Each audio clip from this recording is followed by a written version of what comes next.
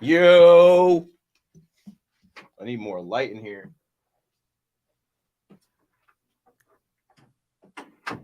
So usually when you go live, we start. He walks away from the the camera.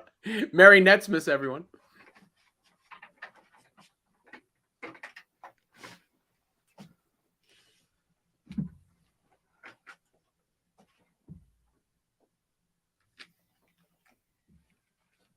Okay, we got a couple people in the chat. Brooklyn.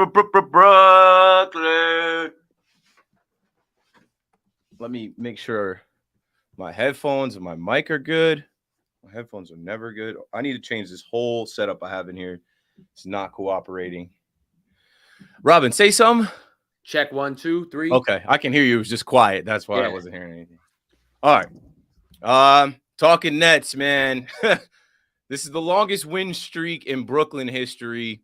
Happy holidays, everyone. Hopefully you had a good Christmas as we go into the new year. It's starting to look like what we had hoped it would look like for 4 seasons, pretty much. And myself and Robin Lundberg joining you to talk about the Bucks, the Cavs, taking L's to your Brooklyn Nets. Talking Nets, episode 181. Let's get it. We're doing that Brooklyn Nets talk right here on Talking Nets. Brooklyn, we go hard. We go hard. Talking Nets. Hosted by Keith McPherson, Robin Lundberg, and Hudson Flynn.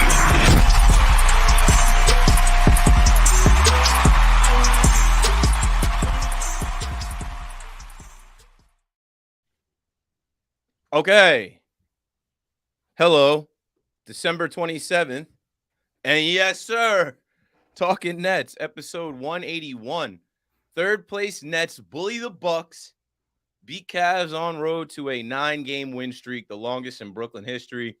Keith McPherson joined by Robin Lundberg. Robin, how are you doing on this fine Tuesday, ending the year 2022, after Christmas, heading into New Year's Eve?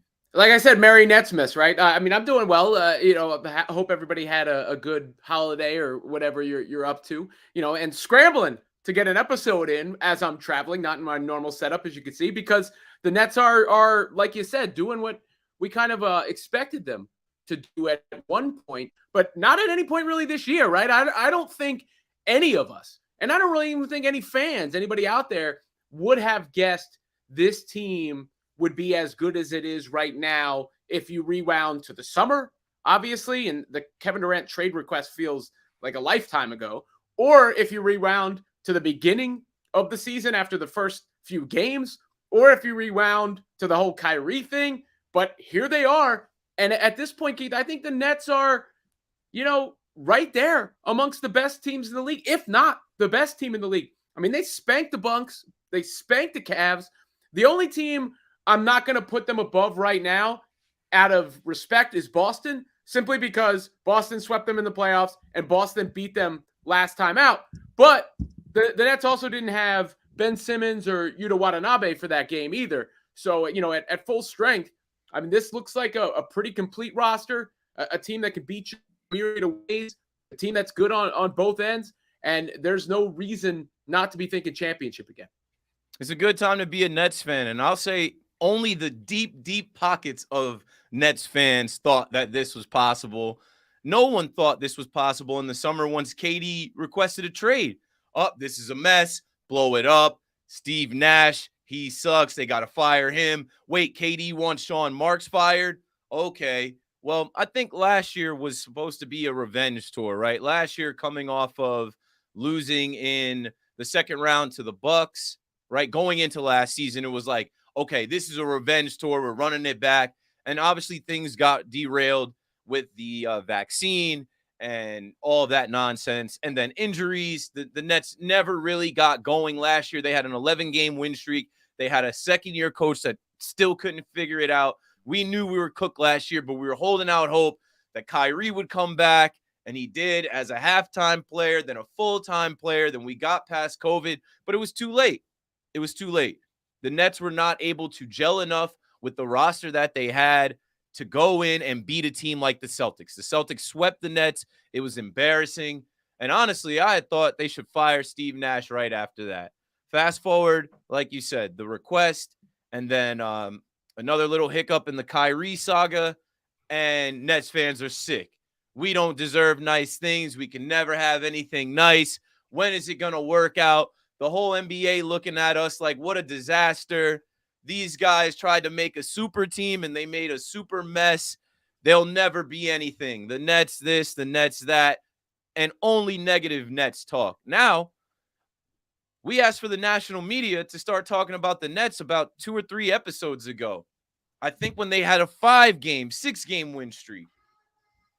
And now when you turn on SportsCenter, FS1, NBA TV, wherever, they're talking about the Nets because they're the hottest team in the NBA. They're on a 9-game win streak. They've won 13 out of their last 14, and it's starting to look like it was supposed to look like at some point in the 7-11 KD Kyrie era. What I'll tell you is this, folks, the past is the past.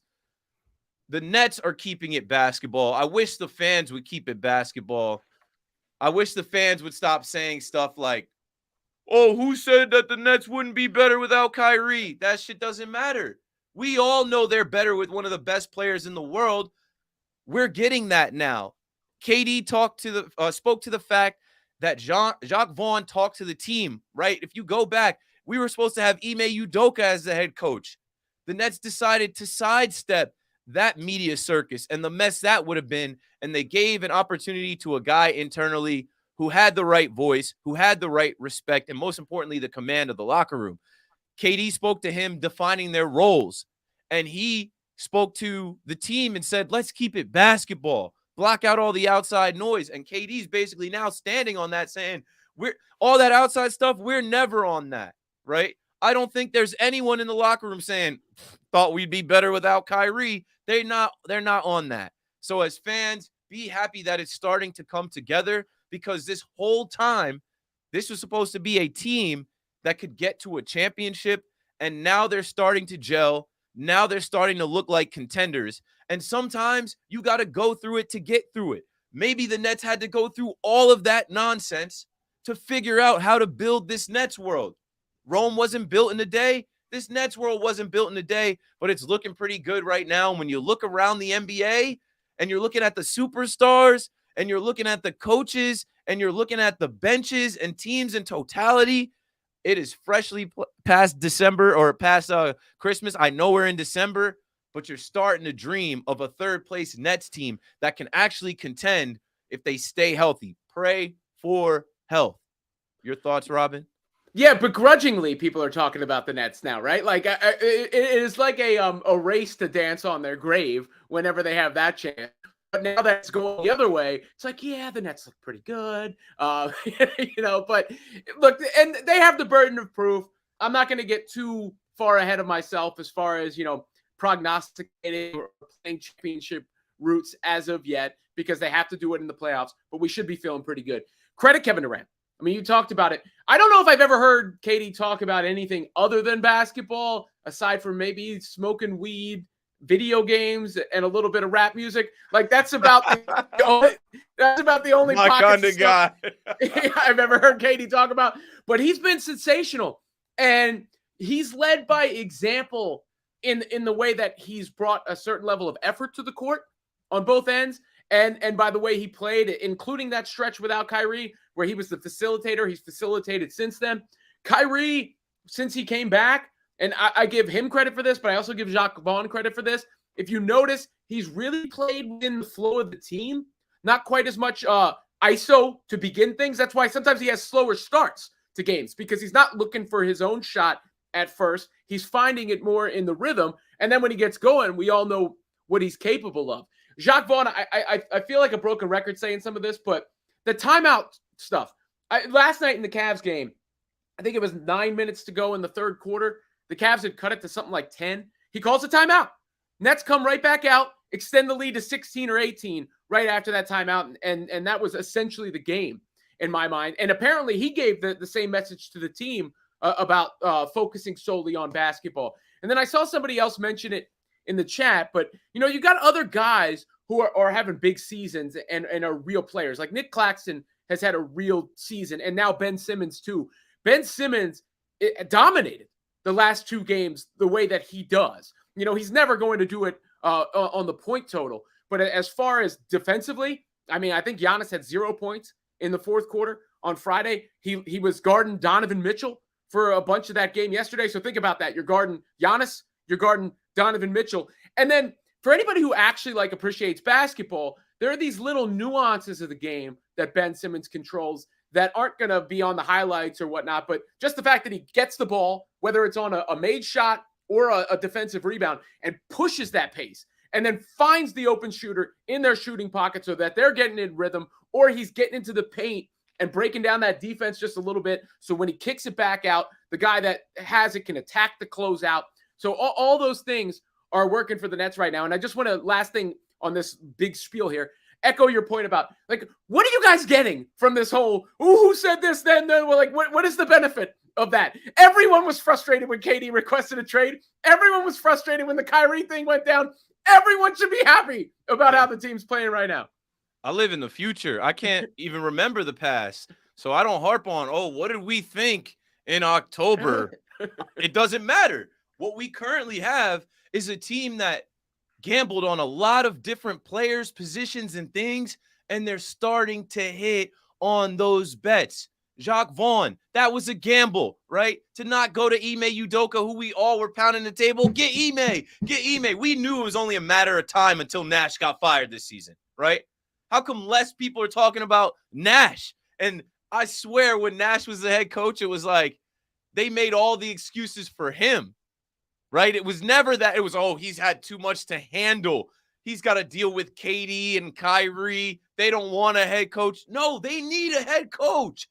Every team needs a head coach to be successful. Talking about Jacques Vaughn and his timeouts. I think KD's shoe came off. He called the timeout. I think there was a possession where just it didn't look clean and the ball got back to KD. KD didn't have a handle on it. Time out. I'm going to stop the game because I'm the head coach, and I know that's my power. I know that's my job to say, okay, let's talk about it a little bit.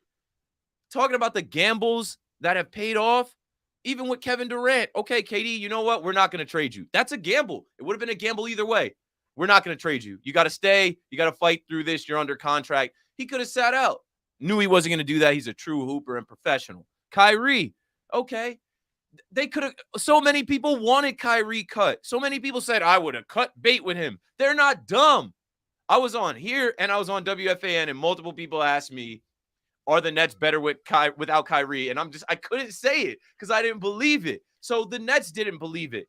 Okay, he made a mistake, but the team's not talking about an Amazon link. They're focused on basketball, and so are the Nets. They're not talking about the past anymore.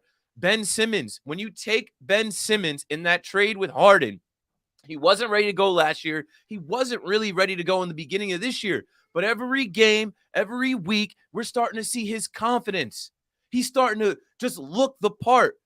He knows when he's on the floor, if KD's not on the floor or whoever it is around him, bring the ball up, push. And I don't mind him missing his little hook shots or whatever. Take them, shoot them. We have two of the most efficient players in the NBA. KD and Kyrie are knocking down all their shots. You can miss a couple. Yuta Watanabe, shoot the ball when you get it. He is shooting with confidence. Talk about a gamble with the guy. Most people didn't even know who he was. He's on a non-guaranteed contract. TJ Warren's foot was still broken a few months ago. Nobody thought TJ Warren was going to come in and still be a bucket, or did they? I thought there was a chance from what we saw from him. There's so many. Edmund Sumner. Edmund Sumner was coming off an Achilles injury. Nobody knew what he was going to be. So basically, the Nets put together a parlay, and they're like, hey, if these legs start to hit, we're going to be in a different place. It's not going to happen instantly. We got to let it play out. Rome wasn't built in a day. Neither was this Nets world. But you're starting to see veteran KD, veteran Kyrie with pieces around them like a Royce O'Neal. You bring in Royce O'Neal, that's another gamble. How's he going to fit here? How he's going to gel? We pretty much knew he's a solid NBA player, but it's still, you don't know. It works out. So I'm looking at this team. Let's talk about the Bucks game. Going into that Bucks game Friday night, that was a test. That was the first test. The Warriors are not the same, even though shout out to the Warriors going and handling Memphis like that. Like, wow, see? all that talking, all that, Yeah, John Morant been running his mouth a lot this year. all that talking, all that internet stuff. You still got to get on the floor and prove it. I meant to mention that with the Celtics and the Orlando Magic, because when the Celtics lost to the Magic, they were trolling them. They were posting Eddie House memes and gifs, and I'm like, they're gonna remember that next time around.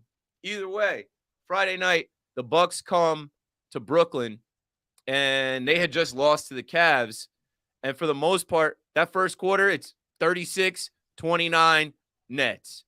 Next quarter they outscore them. The only quarter that the Bucks played a little bit better was coming out of halftime in that third quarter. But like Robin already said, they shut Giannis down. Nick Claxton stepped up, and Claxton basically talked to the point that experience is the best teacher. He's played the Bucks a few times now. He knows what they're going to do. He's going to take shots when they're putting pressure on Kyrie, on KD, and he's open. And he knows how to guard Giannis, and he's not afraid of Giannis. When he walked into Giannis, I stood up off my couch. Yeah, he's got that energy going right now. You know what? I might rather have Nick Claxton than I think I would rather have Nick Claxton than Jared Allen. So, you know, that the spilt milk stuff. We'll get there. But, you know, some of the stuff you were talking about, Keith, one of the most damaging things you can do in basketball is not shoot the ball when you're open. So to the point of Ben Simmons, whether it's the baby hooks or Watanabe in the corner. Then Kyrie, you know, obviously every team's hypothetical ceiling is higher with Kyrie. And I think that's another place to give Jacques Vaughn a little credit, because sometimes with somebody like Kyrie, you need somebody who's willing to check him.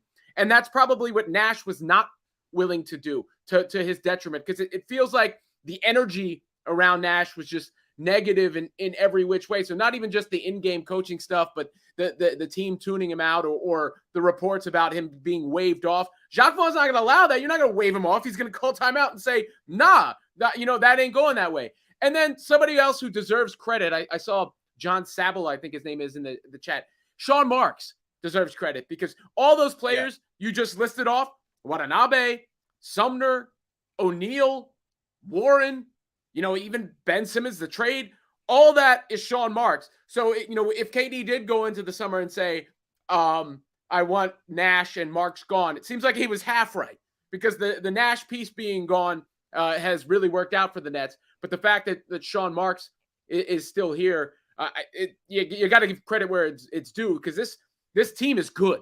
You know, the roster top to bottom is good. They got guys, everybody that's playing. You know, they got guys who aren't playing, who, you know, Seth Curry, whose minutes aren't where they probably normally would be. These games are happening without Joe Harris. Joe Harris is hurt. I was waiting for you to say that. They look better without Joe Harris. I wouldn't mind if he's gone. But so, like, you know, all these ideas of trades, I'm not sure what the Nets' real need is right now. I mean, but they have the leverage, Robin. That's the thing. Every year as a Nets fan, it's who do we need? Cook up the trade machine. We're looking at these like 8 or 9 guys, like they have enough. A trade could put them over the top. And that's what you hope for, right? Because I just mentioned Joe Harris, Cam Thomas isn't playing, Patty Mills is a non-factor. Who else on this team? Like Day'Ron Sharpe is not having the second year you would hope that he would have. It just is what it is. Like with Kevin Durant, Royce O'Neal, Nick Claxton, Kyrie Irving, Ben Simmons, TJ Warren, Yuta Watanabe, and Edmund Sumner, I guess throw Seth Curry in there. They look like they have all they need. They're bigger, pause. They just have the length they were missing last year. Sean Marks fixed that. They play defense. If you watch them play defense, the Nets never play defense like this. Like it is important. They are communicating, they're switching, they're on top of assignments, they're not letting guys blow by them. There's not as much of the like, what happened there? They know what to do. It's a personnel and a rotation thing. You know, he addressed it with the personnel, O'Neal and guys like that. Obviously, Ben Simmons, Claxton taking a step forward. But that's also a rotation thing, Keith, because Kyrie is no longer playing alongside small guards. You know, when you have Kyrie out there with Patty, or Kyrie out there with Cam Thomas, or Kyrie out there with Seth, it's Bruce tough. Or Tyler Johnson. It's tough to be it's tough to be a good defensive team. Now Kyrie is the only small out on the court at any time, and everybody else is long. Even if he's playing with Sumner is long for a guard, and then Simmons is long, Watanabe is long. Claxton is long. TJ Warren. And Yeah. he will give it up to them. He is passing the ball to Yuta. He's passing the ball to TJ Warren instead of just making his own shot. And sometimes it's there. If he gets close to the rim, we know he's got one of the best layup packages we've ever seen. But he's making it look like he's there, and he's thinking, where is the open guy? This defender's coming to me. TJ, that's you. And TJ's knocking him down. Yuta, that's you. And Yuta's knocking him down. Everybody's involved. They're playing defense, they're communicating, and they're playing good basketball led by Jacque Vaughn and his structure and his roles and his game plan. I'm happy with this. I have not seen the Nets play like this. I'm trying to figure it out when I felt this good about them because they're winning consistently. They're closing out games. I think I heard they're 13-2 in clutch games. Like we saw that Raptors game. Like Kyrie hit the buzzer beater to win it. But, like, they're not making mistakes late in games that cost them. This Cavs game could have went differently late.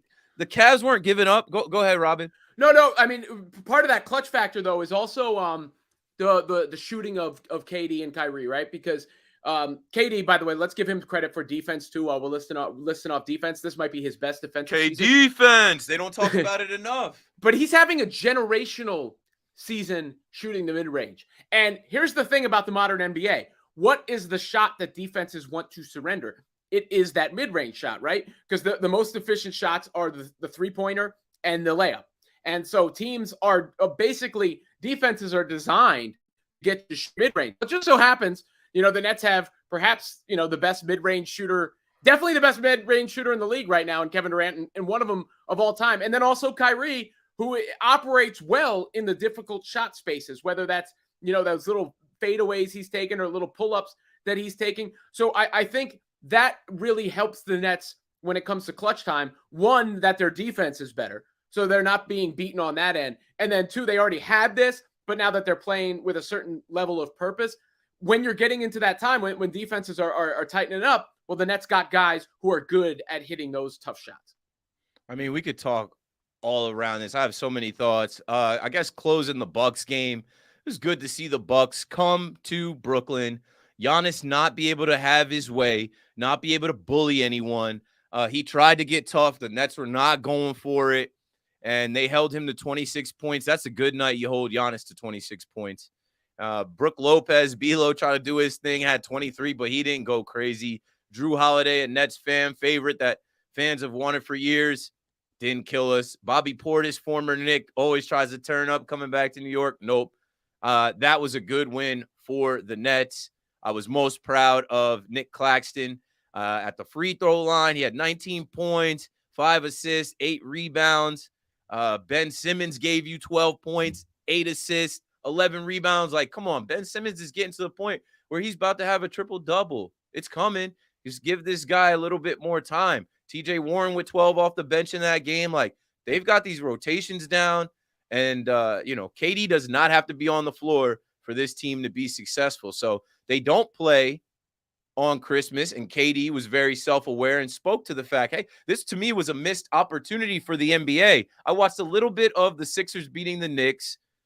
Okay, wasn't that great. It was the first game. I watched a little bit of LeBron, Luka, the Lakers, but the NFL took my attention away. The NFL shared Christmas Day with the NBA, and the NBA, in my opinion, they missed out not having the, third place Nets, 8 wins in a row, KD, Kyrie. They missed on that.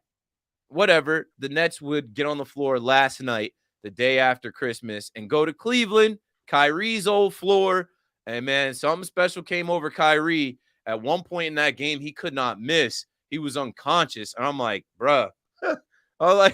When this guy does that, that's what I'm talking about. He's an artist. He should be top 75. He's gifted. There's not many other guys like that. But there's another gifted guy over there in Darius Garland who had 46. Our guy, Jared Allen, I was looking for that matchup.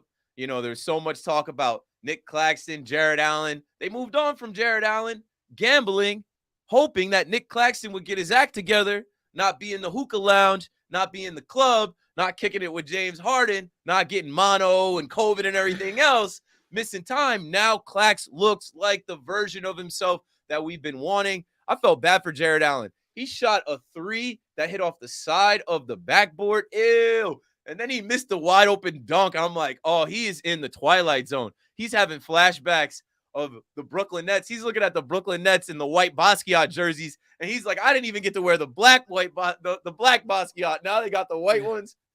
Rough day at the office for Jared Allen. What'd you think about the game yesterday? I loved it. Great, like, game after the holiday. I watched that whole game in bed, relaxed. It was awesome. Well, the Nets mean business, right? Because they're coming out and setting the tone right off the top of these games. And then, like I said, when the other team goes on a run, they're responding to those runs. So what do you say? I mean, they look like the best team or on the very short list of the best teams in the NBA. And I think the Christmas point you brought up is very it's illustrative of the switch we've all had, right? Because you can't really blame the NBA for not scheduling the Nets on Christmas when they made the schedule. If they could flex schedule them, you would blame them. But look at where we are now versus where we were then, if you're a Nets fan. And I see Cook Carter in the chat saying Robin start the re-sign Kyrie narrative. Just like Keith was mentioning, Kyrie might be the most skilled player who ever lived. When you combine handles with layup package, with jump shot, with footwork, with all that, I mean, his skills, I would love for this version of Kyrie to, if we could hit indefinite or infinity, some button like that, I'd love it. And how does Kyrie get re-signed? The Nets win it all. That's how Kyrie or get right close to winning it all. That's how he gets re-signed. That's the only way. I think if they come up short, it's like, hey, fool me once, fool me twice, fool me 3 times. I'm sticking to it, right? Joe Tsai has the ultimate say in this re-sign Kyrie narrative. Shout out to the Brooklyn Brigade, the block. I think I saw Doug Barak tweet that there's like re-sign Kyrie, like those chants are coming. But the only way that happens is if there's a championship. And you know Kyrie wants to stay here. I love seeing Lil Kyrie, his son on the floor with the Basquiat jersey, family vibes, positive energy. Kyrie's a Jersey cat. He's not trying to go play for the Sacramento Kings. The only way I see them going back on what they've, pretty much put a hard stamp on, right? Like, they got to win it all. And that's great because everyone should be all in on this year. KD is all in on this year. Kyrie is all in on this year. The supporting cast around them, the organization. Shout out to the Brooklyn Nets. But the re-sign Kyrie stuff, I just think there's a small chance, and that chance only grows as this team becomes more of a championship contender. If they get to the finals or win the finals, then they have to take a really hard look at re-signing Kyrie, and we don't know what that contract could potentially look like. Kyrie just needs to make make sure there's no more incidents. Aside from the championship, no one doubts. What do you mean by that, Robin? What do you mean by that? Whatever. I can't predict what it's going to be, right? Like I've always make the joke about the vaccine thing. Like when the vaccine happened and you knew there was one net, of course it was Kyrie. No, you didn't have to have that revealed to you, right? But look, no one's ever doubted Kyrie's ability. I think everybody wants to root for Kyrie. Kyrie's in charge of his own destiny, I think, as far as that's concerned. So as long as he keeps it the way it's been going, then it's all good. But he is sort of lost the benefit of the doubt. He has to earn the benefit of the doubt back, but I'm willing. None of us know. Even right now, Robin, I'm like, man, things are going great. I can't wait to get back to Barclays Center. I'm hitting you up like, yo, we got a pod. We got to strike while the iron's hot. But in the back of my mind, I'm like, yo, he's such an unpredictable cat. And I'm glad he's keeping it basketball. I'm glad they're locked in, but you don't know. January 6th is coming up. I'm like, hold on, folks. We know he stepped out January 6th, 2 years ago. It was 11 degrees this weekend. I'm like, hold on. Kyrie might see the number 11 in his phone, tweet up something that I don't know. I don't know. I can't trust it. So now I'm just hoping game by game, the Nets keep going, and every game they show up interested, locked in, focused, playing defense, making shots, and it has now become about the Nets basketball team in the media. And obviously that's what it's been inside their locker room. So we just hope for the best. But that's a point you made too, though. Like, one last point on Kyrie, because I see somebody mention something about the I think I saw the sneakers there, but that maybe that was a bit of a wake up call for Kyrie, hopefully, You know, Nike. yeah, that Yeah. that when they drop him, oh, okay, this is for real. I really gotta, think about the way I'm approaching things. But I think the Nets have thought about the way they're approaching things too, because it's one thing to have talent, it's another thing to have a sense of purpose and focus. And they're not getting out rebounded anymore. And a lot of that's about the personnel that's on the floor and no longer playing small guards, but a lot of that's about effort and mindset too. And want Eh, to, Yeah, yes. and I saw Jacques Vaughn. That's another thing Jacques Vaughn showed them was their individual box out stats. KD mentioned and a way to motivate them. So I don't think you can give that guy enough credit. And Keith, there was one other name you mentioned. I just want to circle back before I forget, and that's James Harden. Just because I find the whole back to Houston thing very humorous. On the day that the day that when Bayama, he's trying to go link up with the first overall pick. Did you see If how he he was doesn't- how he Go was ahead. dressed yesterday? It was like he was like, I don't know, He looked like a Muppet. He looked Yeah. like something out of the Whoville from the Grinch. He was robbing tweaking. a Gucci florist or something. I never really. I mean, Harden, when he was on the Nets, I supported him, but I don't understand that guy. And he said, "I'm here. I don't know where that report came from," and it gave me deja vu. Same thing he That's said the here. same shit he said in yeah. Brooklyn. Same thing. It's the same exact thing he said in Brooklyn. I don't know where those reports came from. I'm here. Okay, they come from somewhere. We know you guys all leaked to Shams or somebody behind the scenes, Chris Haynes, whatever. This was Woj this time around, but yeah, there's Because actually some substance to it. He didn't just put this it out guy there. wanted a pat on the back for taking less money. You're not the same player. You had to take less money. Do you want to win? Now, they played great. He had, I think, 20 and like 21 assists against the Knicks. Embiid had 44. Good for them. I cannot wait for the Nets to see them healthy. I cannot wait for the Nets to see them healthy and smack them. Well- Harden don't want to even face Kyrie. Kyrie locks Harden up. Well, Embiid got to actually deal with Ben. Like, let's see it. Ben Simmons locked up Jared Allen and Giannis Antetokounmpo in back-to-back games. I want to see him against Embiid. We missed that last time. Yeah, well, look, I think I'll irritate some people, but I think the Knicks' little win streak was a bit fugazi. So they're beating up on a team that's not that good. There's no Knicks fans in the- here. There's no the Knicks Sixers- fans in here. The Sixers guys have not accomplished anything. James, Joel Embiid's never been out of the second round. You know what James Harden's reputation is. So for all the criticism of the Nets, and much of it is earned, much of it is deserved. What's one thing that both Kevin Durant and Kyrie Irving have in common? They won a Rings. title. They won a title. Yeah. Finals MVP for Kevin Durant twice, even though he was on the biggest super team that ever was, the super soldier enhanced super team. And Kyrie hit the biggest shot in NBA history. So, those guys don't actually, they have to prove maybe from a leadership standpoint, I guess, but they don't have to prove from a responding to the moment and ability and actually having been there, done that standpoint. All right, let's see if I can hit these voicemails. I see somebody calling me right now. I think we only had 2, so I was going to wait till the last 5 minutes of the show. Okay, we only have 1, I believe, unless someone's leaving 1 now. But, I mean, that's pretty much it. I mean, now we're getting into James Harden and the Sixers. I think we've said all that you can say about the Nets. I said they had some gambles, and they're starting to hit on those gambles with players like Ben Simmons, Yuta Watanabe, TJ Warren, Edmund Sumner, even the gamble on, keeping Kyrie and not cutting ties with Kyrie. And, even coming down on some of the demands that were set out there for him. They brought him back. I don't care if it took 3 seasons for the Nets to have their longest win streak in Brooklyn, right? This never happened before the KD Kyrie era. Now that's something we can say, and it very well can go on to 10, 11. Who knows? But if you're a Nets fan, this is what you've been waiting for. This is what you've been hoping for. When you make the clean sweep and you get 2 superstars, you hope that the organization can put the talent around them where they have a chance to win a championship.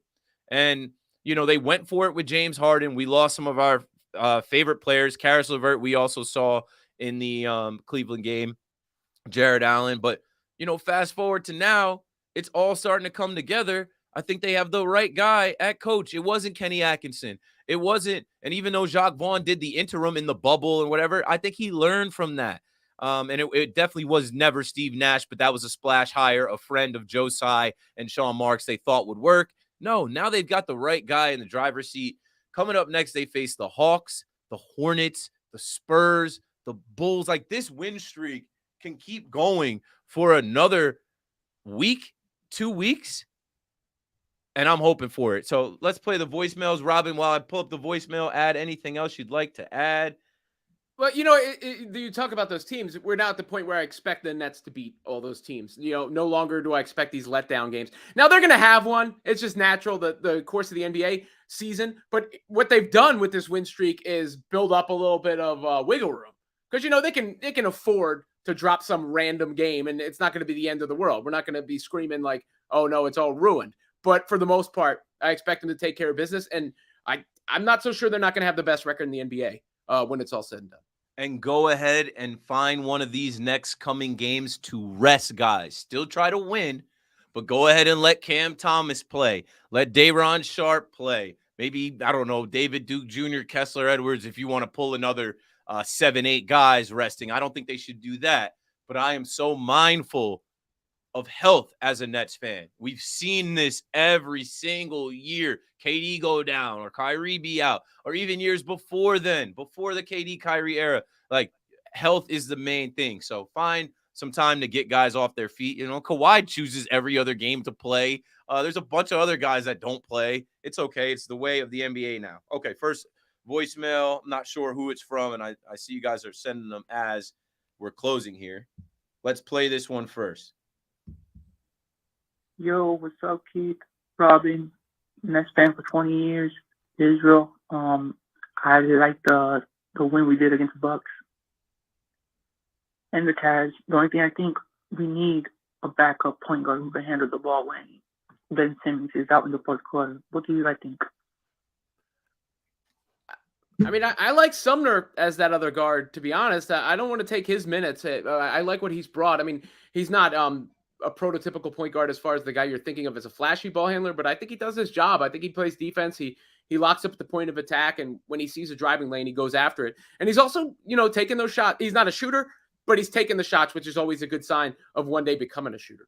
Yeah, and I think Israel kind of had some worry about like Hack-a-Ben in the fourth quarter late in the game where it could get tight like that and you can't have him on the floor. But I think he works on his free throws. They trust him if that is the case. And like Robin just said, Edmund Sumner is a guy. He counts. He's another bet that they took and they hit on. And I'm telling you guys, they have more than we expected. So they're in a good place when it comes time to talk about a trade. Trade deadline, I believe, is February 9th. Stay tuned. Maybe they make a move. Maybe they don't. Okay, next voicemail is a little bit longer. Let's see how this one goes. Let's play that for you right now. What up, Rob? What up, Keith? Hope both of y'all doing well. Great win yesterday. Cavs cannot stop our starting lineup for nothing, man. You know that those refs started trying to do those ticky-tack fouls against KD. Those two nobody on that Cavs team was stopping KD or Kyrie. Ben Simmons being a tempo pusher. T.J. Warren being a great scorer off the bench. Utah being an energizing runner. I don't know what in the world John Vaughn was thinking when he put Patty Mills in there, but he got his act together. Took him off for the rest of the game. Thank God. Shoot, Bucks game. Giannis, 0 points in the fourth quarter and whatnot. Nobody else on that Bucks team is going to stop KD or Kyrie as well. Let's be real. Ain't nobody stopping those two at all. So we got a great supporting cast right now. All we need is another center. That's it. You don't need a Joe Harris as much. You don't need a Steph Curry as much as you think. With Utah and T.J. Warren stepping up the way they are right now, the sky's the limit for what moves you can make right now. So let's figure it out. Let's continue it. Let's get a 10-game win streak, man. We got the Hawks, the Hornets, the Spurs, and then after a while we got the Celtics, the Heat, and the Pelicans. Hey, let's try to continue these wins. Let's go Nets. Brooklyn. On the center thing real quick, I get it, and I wouldn't mind the Nets having that prototypical body just in case, but you have to be careful what you wish for there a little bit, because the Nets play a certain style, and you don't want to take away their style. And I don't know if I want it anymore. Yeah. I don't know if I need that anymore. And now that Ben and Claxton are playing well together, that changes all those dynamics, because when you got Ben and you got Claxton and you got KD and you got Royce, that is a big team. Royce has been shooting the ball very well. And that's another thing I wanted to add to what he's saying. He's like, if you got Utah, you got Utah can shoot the three. TJ can shoot the three. Royce can shoot the three. You obviously know KD and Kyrie shoot threes. Like, there are enough guys. If Nick Claxton and Ben Simmons are the only two guys that can't shoot, so what? They add value in so many other ways. I don't know. I think Jacques Vaughn has the recipe. I know a lot of people got to update their takes and their thoughts every couple games. It's like that in the NBA. Early on in the season, I think it was easy to say the Nets need another big and a backup point guard, but they've changed so much in the last month and a half since Kyrie came back and since we got past that nonsense, since Jacques Vaughn became the head coach. They are doing more with what they have than I think some people realize. So just refresh your info. I don't know if it's in such a demand for the Nets to get a backup point guard or a big. Like, who do you want? Like, I don't know. Like, I don't even know who I want anymore. For example, like, would Andre Drummond work on this team? He was on the team last year. Would you want to see Andre Drummond? He did nothing in the playoffs. Jet Hawk 1172, who wrote sent the voicemail, says Mo Bamba. I don't want Mo Bamba playing for this team. I mean, like, that's another guy. If Mo Bamba is playing, Claxton and Simmons are not, right? Or one of them is not. That's part of the point. Like, you just brought it up, Keith, because you can only have so many non-shooters. And I think we should be thankful. And mostly this is just Ben taking a step up. And that's what's made up the difference between, them two not being able to play together and being able to play together. And I appreciate the compliment. Bombatonically, Socrates' philosophies and hypotheses and all that. Can't define how I beat up in these mockeries. Lyrically performed on robbery. Possibly they spotted me. Yeah. All right, y'all. We got to wrap this up. That's it. That's the last voicemail. Thanks for joining us. It's a good time to be a Nets fan. So tell a friend to tell a friend we're talking Nets, and we're going to keep talking about the Nets. Shout out to everybody that pulled up. A lot of familiar faces in the chat. Thank you, guys. Robin, appreciate you making time during the holiday. We'll be back. I don't know. Maybe before the end of the new year. Probably not. Let me see the schedule. We got to, give it at least 2 more games. So there's a game tomorrow. There's a game Saturday. We probably won't be back until sometime in the new year. Maybe Monday or Tuesday, but that's fine. Follow us on Twitter, Instagram, YouTube. Hit that like button if you're in the chat right now on your way out. Subscribe to the audio-only version of the pod. And we'll keep working and building as the Nets keep working and winning and building this thing. And throw some likes and comments and stuff on there. I think that helps the algorithm, right? So, all of it helps. It interacts. That's why I say like, you guys action. Talking. Do it. Great. I look at some of the other Nets stuff, man, and I'm like, never hating on the Nets community. Yankees community, I definitely hate on a lot of them. And this is the last thing I'll say as I close. There are a lot of people making Nets content now, and it's starting to do well. I remember in the beginning of doing Talking Nets, I didn't even want to do Talking Nets because I was just like, it's too uphill of a climb. I don't know if there's ever going to be that many. Now, look, there's a ton of Nets fans. That was 4 years ago. There's a ton of Nets fans. We've got dope content creators, podcasters, support everyone. And in this new year, I'm going to figure out a way for us to do more and be more visible. I'm definitely popping back up at BC more and going to really try and work to add to our social media on top of everything else I got going on. So for Keith McPherson, Hudson Flynn, who's on holiday as well, shout out to Hudson and Robin Lundberg. That's all we've got. Let's go Nets. Let's go Nets. Brooklyn.